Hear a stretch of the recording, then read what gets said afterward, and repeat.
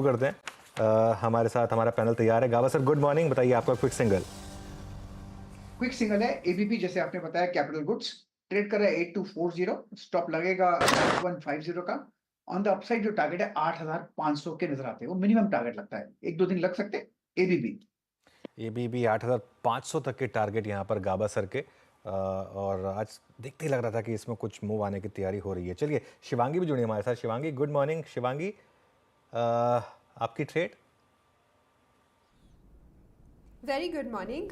मेरी रडार पे है रेलवे स्टॉक्स, आईआरसीटीसी पे नज़र है। स्टॉक एक अच्छी रिकवरी दिखाते हुए दिख रहा है और अपनी की एक्सपोनेंशियल मूविंग एवरेज के ऊपर सस्टेन करते हुए नज़र आ रहा है। हम देख रहे हैं कि कोई मिनिस्ट्रीज़ जो है मेजर चेंज नहीं हुए हैं, तो पॉजिटिव रुझान रहेगा। मार्केट में मोमेंटम जो है कंटिन्यू होते हुए दिखेगी। सो यहाँ पे ख़रीदारी की सलाह है। जो टारगेट्स बनते हुए दिख रहे हैं 1060 के एंड 1000 के एक स्टॉप लॉस के साथ। ओके, आईआरसीटी से 1027 पे, जो कि आज का डेरिवेटिव्स में टॉप गिनर है, वो आप पिक करती हुई। मानस आपका ट्रेड। देखिए मेरा ट्रेड ओबराय रियल्टी है। ओबराय रियल्टी तैयार है एक फ्रेश ब्रेकआउट के लिए। कंसोलिडेशन देखने को मिल रहा था, लेकिन अब स्टॉक बिल्कुल तैयार है एक फ्रेश ब्रेकआउट के लिए। तो करंट लेवल्स पे ओबराय रियल्टी में खरीदारी करेंगे। स्टॉप लॉसेस आपको लगाने हैं 1904 के करंट लेवल्स पे आप खरीदारी करिए। और अब आपको 2000 रुपए के टारगेट सेट करने हैं ओबराय रियल्टी में। अगर ऑप्शन में आप ट्रेड लेना चाहें तो 1940 का कॉल ऑप्शन ले सकते हैं। उसके प्राइस चल रहे हैं 54 रुपीज के आसपास। तो वहां पर आप 39 रुपीज के स्टॉप लॉस से खरीदारी करिए और 85 रुपीज के टारगेट सेट करिए। ओके, ओबराय रियल्टी, यहाँ पे आपने फ्यूचर्स प्लेस एक ऑप्शंस का विकल्प दिया है। कविता जी गुड मॉर्निंग, आपका ट्रेड करेगा मैम। या वीरेन जी, सो सिप्ला पर होगा ट्रेड। अभी एज ऑफ नाउ 1544 पर है, बहुत अच्छे ब्रेकआउट की तरफ है। 1575 1585 के प्राइस टारगेट के लिए सिप्ला पर बाय ट्रेड इनिशिएट करें। 1535 का स्टॉप लॉस मेंटेन।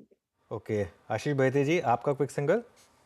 जी अनुज जी, बीएचईएल पे खरीदारी की सलाह रहेगी। सेटअप काफी अच्छा बना हुआ है, स्टॉक अभी भी अपने 20 डेमा के नीचे है, तो हमें लग रहा है कि इसमें मोमेंटम यहाँ से बिल्टअप अच्छा खासा हो सकता है। तो खरीदारी की सलाह है बीएचईएल में। जो स्टॉप लॉस इसमें लगाना है वो है 283 का एक एसएल लगाए। 293 का पहला टारगेट एंड 299 के सेकंड टारगेट के लिए खरीदारी की सलाह है।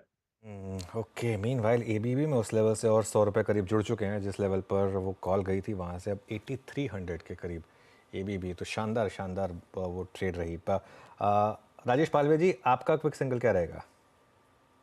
अनुज जी, स्टॉक पसंद आ रहा है कॉनकॉर कंटेनर कॉर्पोरेशन।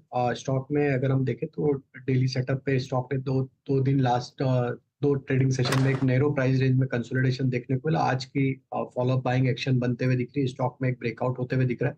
हमें लगता है कॉनकॉर यहाँ से अपवर्ड मोमेंटम कंटिन्यू करेगा। 1095 1100 की तरफ स्टॉक के टारगेट आते हुए दिख सकते हैं। स्टॉप लॉस रखना होगा करीब 1058 के आसपास। ओके, अब सतपुते जी के पास चलते हैं। सर आपकी कॉल सतपुते जी। वीरेन जी देखिए, मेरी नजर है डीएलएफ पे। मुझे लगता है डीएलएफ में यहाँ पे एक फ्रेश ब्रेकआउट मिला है, और ये जो हम लोगों ने ट्रेंड रिवर्सल देखा था कुछ दिनों पहले, उसके बाद सेल ऑफ आया और उसके बाद फिर से ये अपने ट्रेंड को रिगेन करते हुए, तो मुझे लगता है डीएलएफ में नजर रखे। यहाँ पे एक अच्छा स्विंग मिलेगा। 880 का टारगेट होगा और स्टॉप लॉस रहेगा 858 का। Buy DLF. Okay buy DLF, ये हो गई राजेश जी की ट्रेड।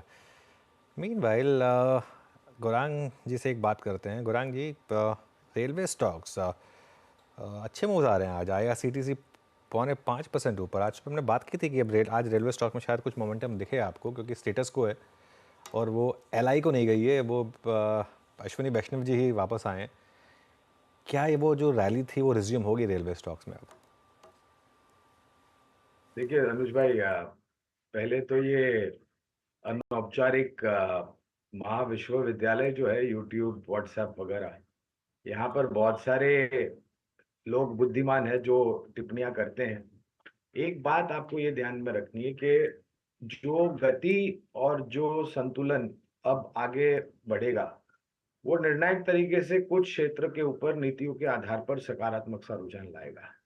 और मैंने कई बार हमारे ही चैनल सीएनबीसी आवाज पर यह बात कही कि रक्षा क्षेत्र, भारतीय रेल से जुड़ी हुई कंपनी, ऊर्जा क्षेत्र और निर्माण कार्य यानी कि इंफ्रास्ट्रक्चर, ये सिर्फ 3-6 महीने या साल भर या 1.5 साल की आगे बढ़ने वाले क्षेत्र नहीं है, ये आने वाले 3 से 5 साल की मैं बात कर रहा हूँ। जितनी भी सक्षम कंपनियां हैं यहाँ पर, हालांकि मैं औपचारिक स्तर पर राय नहीं दूंगा, लेकिन कुछ नाम बिल्कुल ले सकता हूँ। ये मान के चलिए कि ये कोई निवेश की राय नहीं, ये मात्र कंपनी के आधार पर जो आपने प्रश्न पूछा उसका उत्तर दे रहा हूँ। तो IRCTC जैसी कंपनियां हैं, इरकॉन जैसी कंपनियां हैं, रेलटेल जैसी कंपनियां हैं, RVNL जैसी कंपनियां हैं, ये सभी सक्षम और मजबूत कंपनियां हैं। और एक बात जो मेरे ख्याल से मेरे जहन में बैठ गई है अनुज भाई, नितिन गडकरी जी ने एक बात कही थी कि हमारे देश में जो माल का आवागमन होता है वो ज्यादातर रोड से होता है। इस परिस्थिति को परिवर्तन करने के लिए एक दिक्कत जो भारतीय रेल के साथ है वो है लास्ट माइल कनेक्टिविटी। ये लास्ट माइल कनेक्टिविटी सिर्फ 6 महीने 1 साल में पूरी नहीं कर सकेंगे। इसके लिए आपको बहुत ही सकारात्मक भारतीय रेल नेटवर्क सुधारने की जो विचारधारा है वो सामने रखनी पड़ेगी। उसके आधार पर जो भी सक्षम कंपनियां हैं, चाहे वो सरकारी हो या निजी क्षेत्र की कंपनी, बहुत लंबे समय तक ये ग्रोथ स्टोरी बनी रहेगी।